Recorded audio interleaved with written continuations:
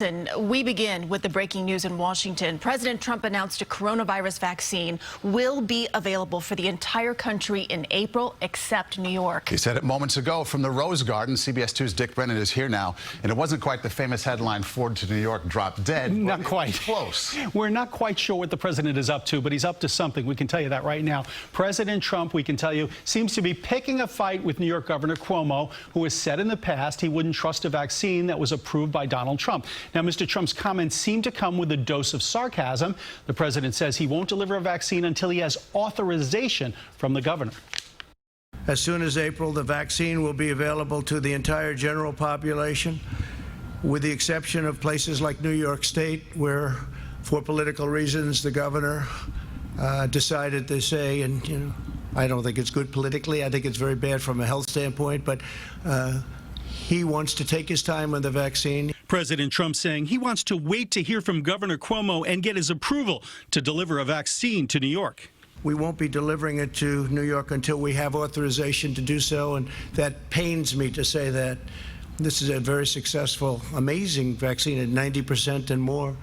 But so the Governor Cuomo, will have to let us know when he's ready for it. With Joe Biden now being projected to win in Georgia and President Trump in North Carolina, Mr. Biden winds up with 306 electoral votes, Mr. Trump 232.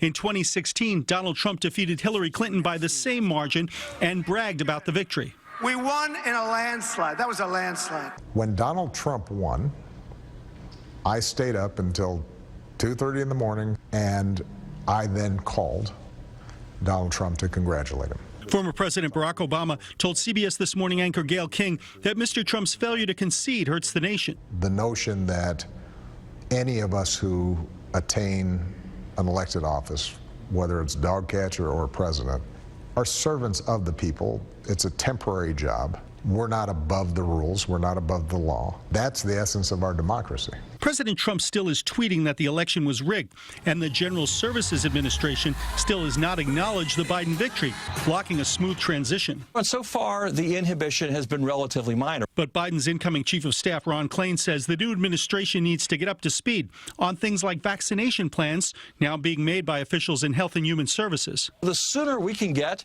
our transition experts into meetings with the folks who are planning that vaccination campaign, the more seamless the transition from a Biden presidency to a Trump presidency can be. Now, President Trump's press conference just ended a few minutes ago. We're told he didn't take any questions. In the meantime, China is the latest foreign country to give a congratulatory call to President-elect Biden. Meanwhile, protesters who support Mr. Trump are expected to gather in Washington tomorrow. Mr. Trump tweeted he may stop by to say hello. Christina Maurice. Okay, Dick, thank you.